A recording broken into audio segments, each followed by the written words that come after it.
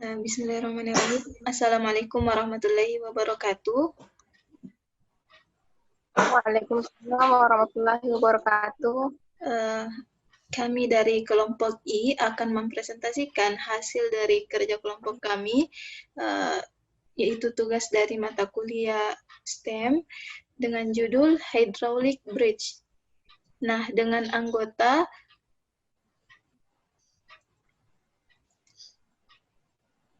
Sulistiawati, Rizda Asri, Nur Aisyah, Arwis Ilham Jabir, Rizky Fadila Kasim, dan Nurul Fitriani Syam. Nah, untuk mengefisienkan waktu, untuk pemateri pertama yaitu Nurul Fitriani Syam. Kami persilahkan kepada saudari untuk menjelaskan mengenai hydraulic bridge. Baiklah, terima kasih atas kesempatan yang telah diberikan.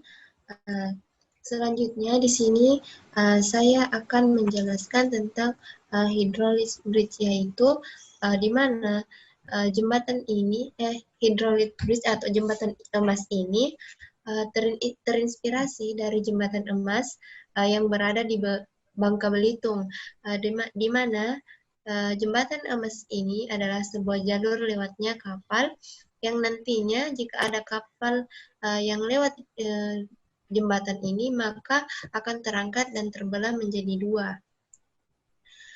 Di mana yang kita ketahui bersama bahwa jembatan itu merupakan suatu struktur konstruksi yang memungkinkan rute transportasi.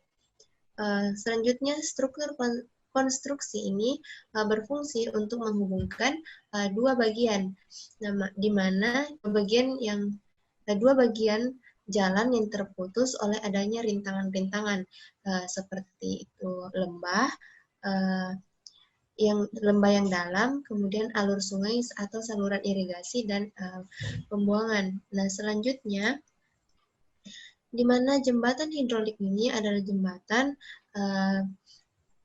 yang menggunakan peralatan hidrolik sehingga dapat terbuka dan tertutup sebagai jalur transportasi kapal pesiar dan kapal-kapal besar lainnya. Adapun unsur-unsur STEM yang terdapat di dalamnya, yang pertama itu skans atomnya itu menggunakan hukum Pascal, khususnya penerapan dari hukum Pascal tersebut menggunakan hidrolik sederhana. Selanjutnya ada teknologi. Nah, teknologi di sini itu ya dengan pada proses pembuatan yang melihat dari YouTube. Kemudian engineering, yaitu pada saat mendesain masing-masing jembatan. Selanjutnya untuk art, dalam kerapian jembatan hidrolik tersebut. Untuk matematiknya sendiri, yaitu dengan melibatkan materi geometri dalam pembuatan jembatan hidrolik tersebut. Selanjutnya saya kembalikan ke moderator. Oke, itu tadi penjelasan mengenai unsur STEM dari jembatan hidrolik. Nah, selanjutnya untuk pemateri kedua yaitu saudari Nur Aisyah. Kepada saudari kami persilahkan. Baik, selanjutnya yaitu alat dan bahan yang digunakan dalam pembuatan hidrolik bridge ini. Yang pertama yaitu gunting, kemudian yang kedua cutter, yang ketiga lem, selanjutnya stick es krim, suntikan, selang infus, kardus bekas, ballpoint, penggaris, kertas asturo, lem lilin, dan air. Selanjutnya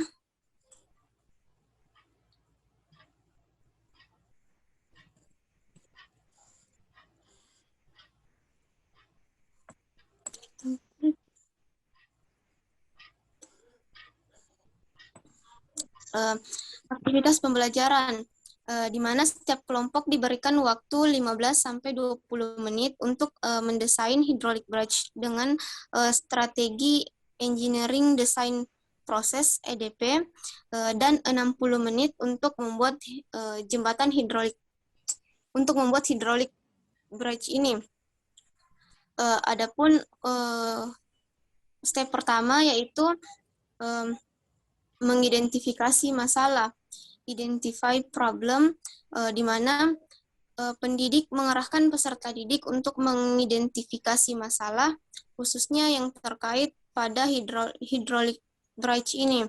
Kemudian step yang kedua, bertukar pikiran untuk mencari dan menentukan solusi, brainstorm, di mana pendidik membantu peserta didik untuk menentukan solusi dan permasalahan yang telah teridentifikasi, seperti bentuk jembatan yang menggunakan materi geometri, yaitu persegi panjang, segitiga, dan seterusnya. Untuk langkah ketiga, yaitu mendesain model prototipe alat atau desain. Di sini pendidik membimbing peserta didik untuk mendesain model prototipe alat yang dipilih berdasarkan solusi. Contohnya model dan desain dari 2 jembatan yang berbeda.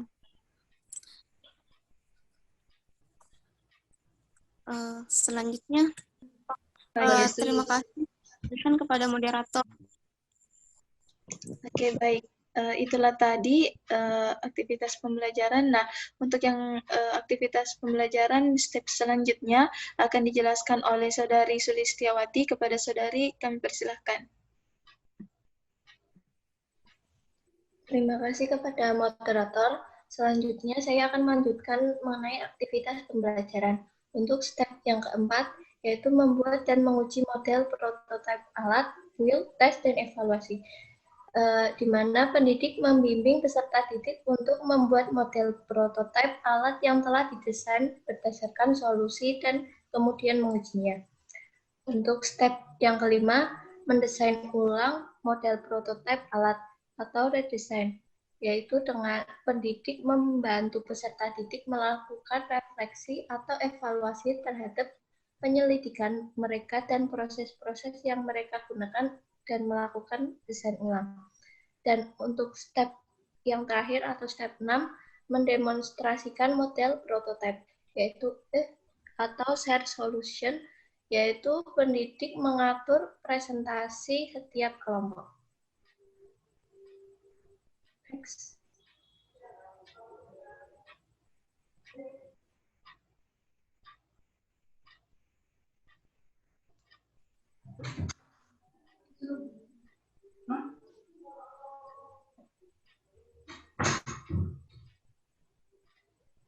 Selanjutnya, cara kerja dari jembatan hidrolik.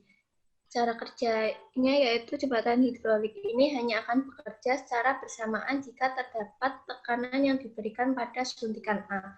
Jadi, cara kerja jembatan ini yaitu dengan mendorong atau memberikan gaya atau tekanan pada kedua suntikan A secara bersama-sama sehingga jembatan tersebut bisa terangkat secara bersama-sama juga. Pada saat suntikan A diberikan gaya secara bersamaan, maka tekanan akan menuju pada suntikan B. Saat katup suntikan A ditekan menyebabkan air menekan katup suntikan B sehingga katup suntikan B naik. Hal ini disebabkan karena tekanan pada air akan diteruskan ke semua arah jika berada dalam ruang tertutup. Terima kasih, saya kembalikan ke moderator. Nah, untuk proses pembuatannya, teman-teman bisa lihat pada video berikut.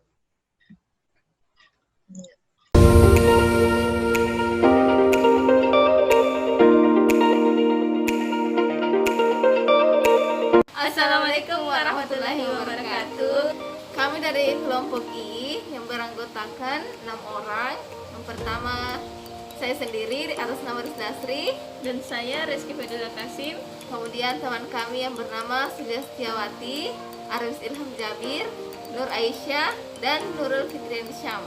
Nah, jadi proyek STEM yang kelompok kami buat itu adalah jembatan hidrolik. Untuk langkah-langkah pembuatannya silakan dilihat pada video berikut.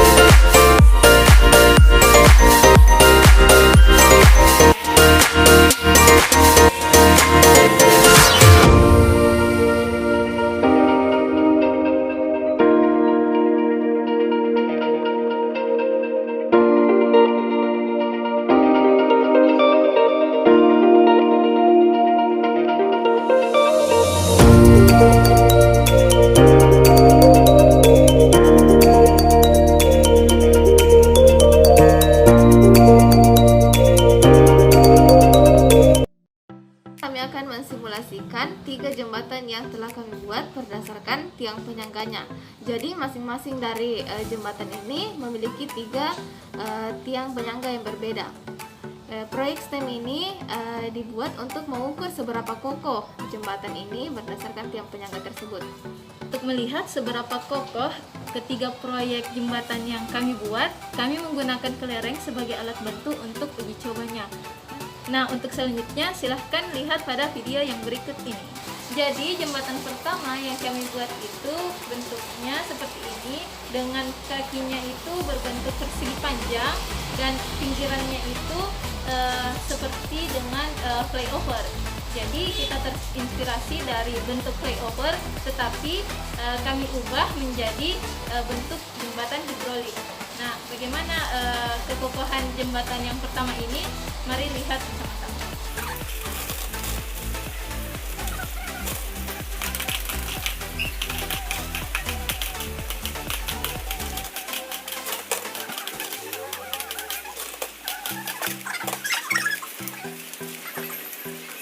Nah, jadi jembatan yang pertama yang kami buat itu hanya mampu menampung masing-masing sisinya itu 31 kelereng.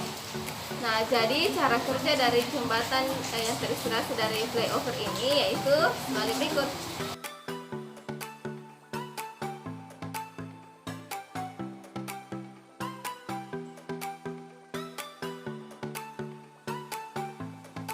Nah, untuk jembatan yang kedua, kita menggunakan penyangga yang seperti ini dengan bentuk kakinya berbentuk segitiga. Nah, untuk uji cobanya, silahkan lihat pada video berikut.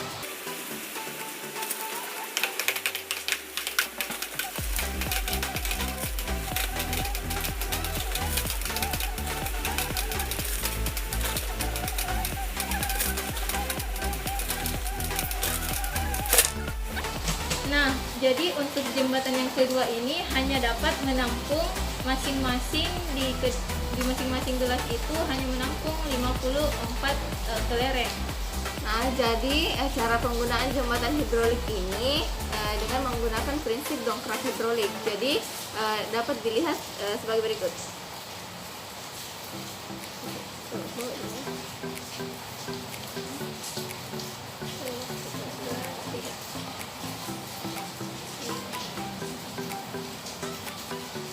Nah, ide dari proyek STEM yang kami buat ini adalah sebuah jembatan yang dimana di bawahnya itu dilalui oleh kapal pesiar. Jadi agar tidak menghambat lajunya kapal pesiar tersebut, maka jembatan itu dibuat sedemikian sehingga kapalnya bisa lewat melalui bawah jembatan ini.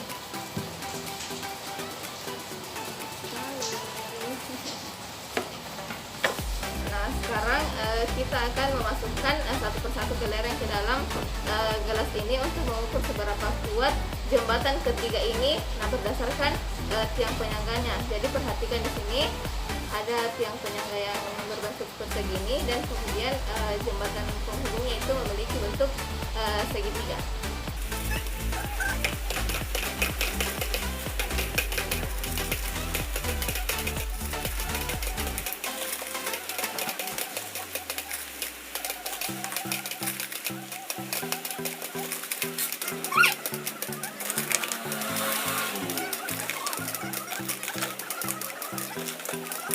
Ketujuh masing-masing.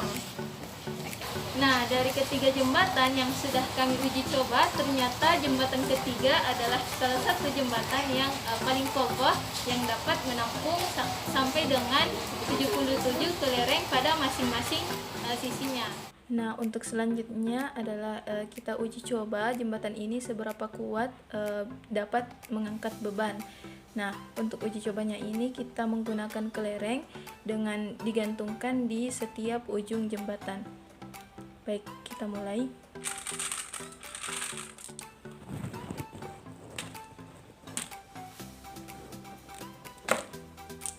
Sekarang jembatannya sudah digantung kelereng. Sekarang kita uji coba seberapa kuat jembatan ini dapat mengangkat bebannya.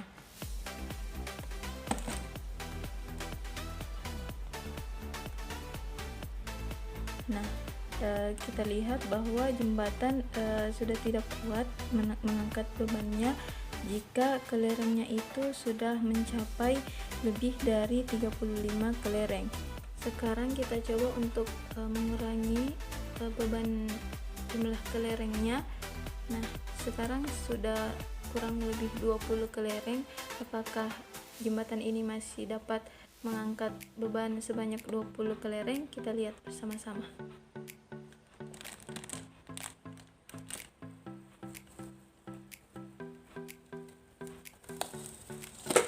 Oke, ternyata jembatan ini bisa mengangkat hanya sampai dengan 20 kelereng. Jika lebih dari 20 kelereng, maka jembatan ini sudah tidak bisa mengangkat bebannya. Nah, untuk jembatan yang kedua ini kita mencoba sebanyak 20 kelereng. Apakah jembatan kedua ini masih bisa mengangkat beban sebanyak 20 kelereng? Kita lihat bersama-sama. Ternyata jembatan yang kedua ini masih bisa mengangkat beban sebanyak 20 kelereng. Selanjutnya kita akan tambah kelerengnya. Apakah jika lebih dari 20 kelereng masih bisa diangkat oleh jembatan ini? Nah, sekarang di kedua jembatan ini sudah digantung sebanyak 30 kelereng, masing-masing 30 kelereng. Apakah kedua jembatan ini masih bisa mengangkat beban sebanyak 30 kelereng? Mari kita lihat bersama-sama.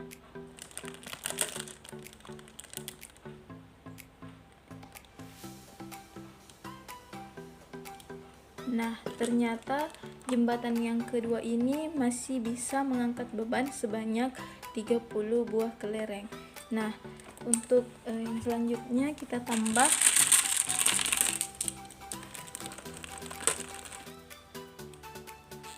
Oke, sekarang sudah ada sekitaran 40 kelereng. Apakah masih bisa diangkat oleh jembatan ini?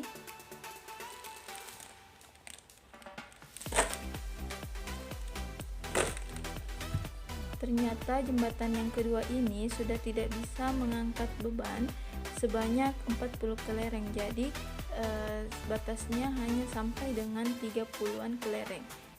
Sehingga dari kedua jembatan ini dapat kita simpulkan bahwa jembatan yang kedua ini lebih kuat mengangkat beban karena dapat mengangkat hingga 30 buah kelereng, sedangkan jembatan yang pertama tadi hanya dapat mengangkat sampai dengan 20 buah kelereng pada masing-masing bagiannya.